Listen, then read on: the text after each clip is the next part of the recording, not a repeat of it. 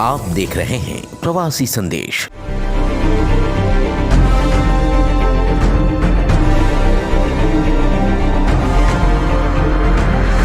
Corona virus के चलते मुंबई शहर एक बार फिर लॉकडाउन की चपेट में आ गई है। व्यापारी अभी एक लॉकडाउन से उभरे नहीं थे तो दूसरा लॉकडाउन सर पर आकर चढ़ा है। मुंबई के माहिम इलाके में स्थित जलील कंपाउंड में महफूज खान पिछले 20 साल से छोटे बच्चियों के कपड़े और उनकी पैकिंग कारखाना चला रहे हैं। पहले लॉकडाउन से अभी महफूज उभरे भी नहीं थे कि दूसरे लॉकडाउन के आने से अब उनके सामने कई सारी मुसीबतें खड़ी हो गई हैं। महफूज ने बताया कि उनके पास कपड़े बनाने के कारखाने में 10 लोग काम करते थे, लेकिन अब गिनकर 5 मजदूर रह गए हैं, जो आने वाले समय में किसी भी वक्त अपने गांव की तरफ पलायन कर जाएंगे।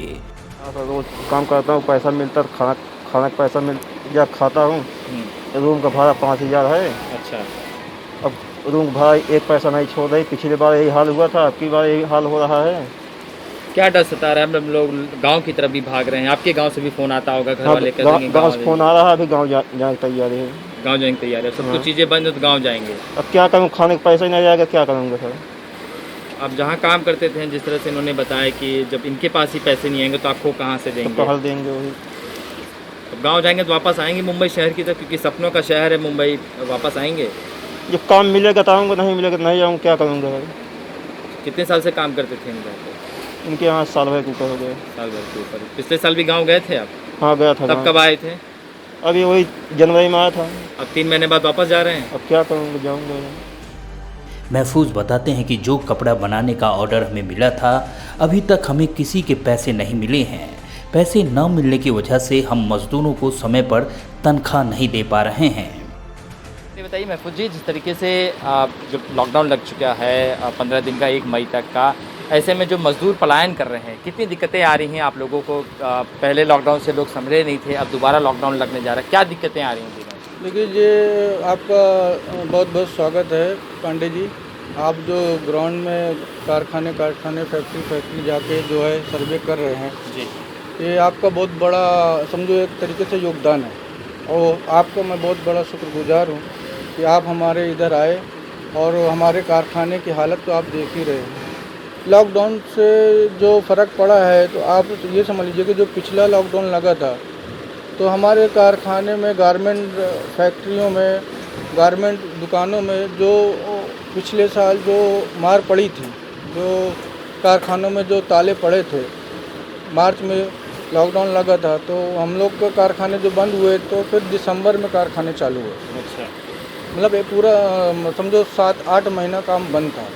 उसके बाद दिसंबर में जब हम लोग वर्कर आने के लिए तैयार नहीं, वर्कर को किसी तरीके से बुलाया, फुसलाया तो वो आए बेचारे, और उन्होंने ये पूरी जिम्मेदारी के साथ, मतलब ये नहीं कि हम पिछली बार, क्योंकि हर आदमी डरा हुआ था, भूख से मरा, पैदल गया, साधन भी नहीं था, तो जो वर्कर हैं उनके परिवार वाले, उनके माता पिता, उन्होंने पहली बार तो भेजने से मना ही कर दिया। फिर बड़ी मुश्किल से उनको मनाया बताया कि भाई पहले जैसा ऐसा हाल नहीं है, आप आइए और काम करिए। तो आए बेचारे, काम की, लेकिन उन्होंने पूरी जिम्मेदारी दी दुकानदार के ऊपर, हमारे ऊपर जिम्मेदारी डाली कि भाई अगर कोई उस तरीके का मामला होता है तो आप जिम्मेदार हैं। उसकी जिम्मेदारी लेते हुए हमने वर्कर को बुलाया, वर्कर आए और काम कर रहे हैं। तो पूरा 1 साल तो समझो उधर मार पड़ी। इधर दिसंबर से काम चालू किया, ये था कि चलो भाई अभी नए सिरे से काम चालू करते हैं, तो अभी फिर वो लॉकडाउन का वही सिलसिला हो गया। अभी फिर कारीगर जो वर्कर है बेचारा, हमारे पास मतलब गारमेंट लाइन में ये खाली जो यहाँ 10-5 लोग दिख रहे हैं, खाली ये 10-5 लोगों से काम नहीं होता, इसके पीछे भी बहुत से लोग को काम होता है। इसमें जो सिलाई वाला ये सिलाई करता है, जो कटिंग वाला है कटिंग करता है, जो टकाई वाला है वो टकाई करता है, जो वॉशिंग वाला है वो वॉशिंग करता है, जो प्रेस वाला है वो प्रेस, मतलब इस लाइन में कम से कम 10 से 20 लोगों का हाथ लगता है, तब जाके ये पीस खड़ा होता है। यहाँ तक कि औरतों का भी इसमें हाथ लगता है, क्योंकि उसमें जो बटन काज होता है तो औरतों का भी बहुत बड़ा इसमें योगदान रहता है। किसी औरतों की भी, बेचारों की घर की रोजी रोटी इससे चलती है। लेकिन खान साहब, अब जिस तरीके से दोबारा लॉकडाउन लग गया है, अप्रैल कुछ दिन पहले से, जब से अप्रैल का महीना शुरू हुआ, लॉकडाउन का भय लोगों को सताने लगा है, तो क्या अब आप जो कारीगर आए थे 4 महीना पहले, जैसे आपने कहा कि हमने दिसंबर में शुरुआत की थी, अब 4 महीना भी नहीं हुआ था वापस लोग पलायन करने लगे हैं, क्या दिक्कत आ रही है? क्यों इस तरह से अर्थव्यवस्था, जो आपकी दुकान कारखाने थे वो पटरी पर लौटी भी नहीं थी, अब वहाँ एक नई मुसीबत आ गई? देखो पिछले बार की जो मार है वो अभी नहीं ख़त्म हुई, क्योंकि हम लोग देखो भाड़े की जगह है, और भाड़े की जगह जिसकी भी जगह में रहे कोई भाड़ा छोड़ता नहीं। बिल्कुल बिल्कुल।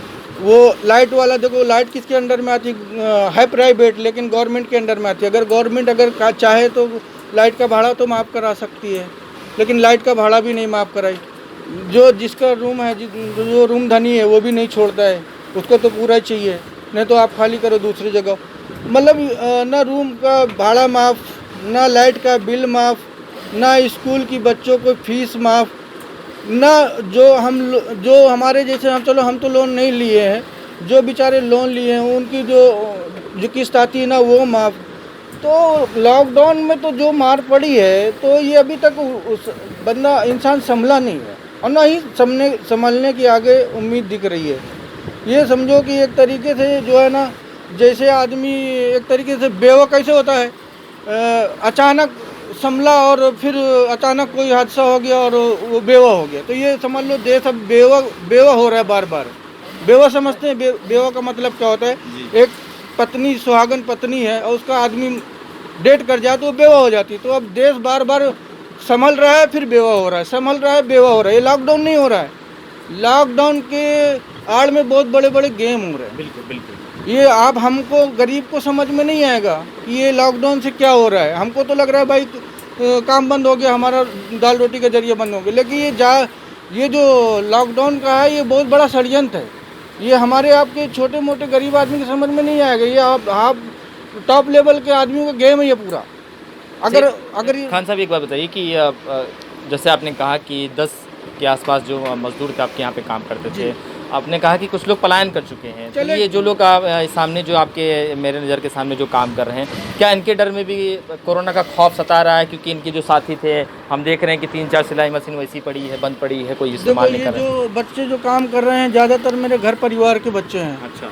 तो ये बच्चों, डर तो इनके अंदर भी है, डर मेरे अंदर भी है, क्योंकि इंसान है, इंसान तो डरता ही है। मौत से हर आदमी को डर लगता है, तो ऐसा तो है नहीं कि मौत से कोई डरता नहीं है भाई। वो कोरोना की शक्ल में हो या टीबी के शक्ल में हो, कैंसर के शक्ल में हो, मरज होता है। मौत सबको आनी है, मौत से सब कोई डरता है। लेकिन ये जो बच्चे जो काम कर रहे हैं ये मेरे घर के परिवार के बच्चे हैं, तो उनको ये भरोसा कि चाचा हैं, तो जहाँ चाचा हैं वहाँ हम सेफ हैं। इसलिए हमारे घर के बच्चे रुके। बाहर का आदमी जो था, जो बाहर के जो बिहार के, कलकत्ता के, यूपी के जो अदर मेरे घर के अलावा जो बाहर के कारीगर थे, वर्कर थे, वो सब बेचारे चले गए।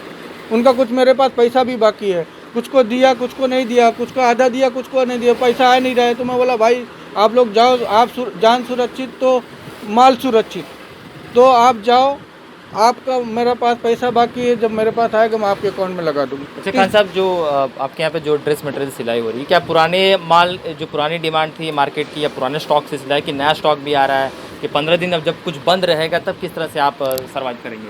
सर यही जो अभी टूटी हुई दीवार जल्दी खड़ी नहीं होती, जब तक उसको ज़मीन से उसको खोद के ना निकाला जाए, तो वही हाल है। ये इतनी जल्दी संभलने वाला नहीं है। और ये जो माल है मेरे पास, ये अभी सामने कब बिकेगा, कब नहीं बिकेगा, कब व्यापारी, जब बाज़ार खुलेगा नहीं, बाहर का कस्टमर आएगा नहीं, इंपोर्ट एक्सपोर्ट का व्यापारी आएगा नहीं, तो हम लोग तो क्या है, हम लोग होलसेल को वाले को माल देते हैं। अच्छा, एक दिन में कितना सिल लेते थे कपड़ा? मतलब ये हमारे इधर कम से कम, अगर हमारा पूरा स्टाफ काम करता है तो 400 पीस हमें एक दिन में उतारने की हमारी जो है कैपेसिटी है एक गाले में। अब जब लेबर नहीं है, कई सारे लोग गांव चलेंगे, तो प्रेजेंट डे में आज के दिन में कितना चला, और जब कल से लॉकडाउन लग जाएगा तो किस तरह से कामकाज होगा? क्या वैसे ही पड़ा रहेगा स्टॉक, जब खुलेगा फिर वापस आएंगे? वो तो भाई जो अधूरा जो पड़ा है वही पूरा कर रहे हैं, नया कुछ काम आगे हो नहीं रहा, क्योंकि आगे कोई उम्मीद दिख नहीं रही, तो नया करा के क्या मतलब।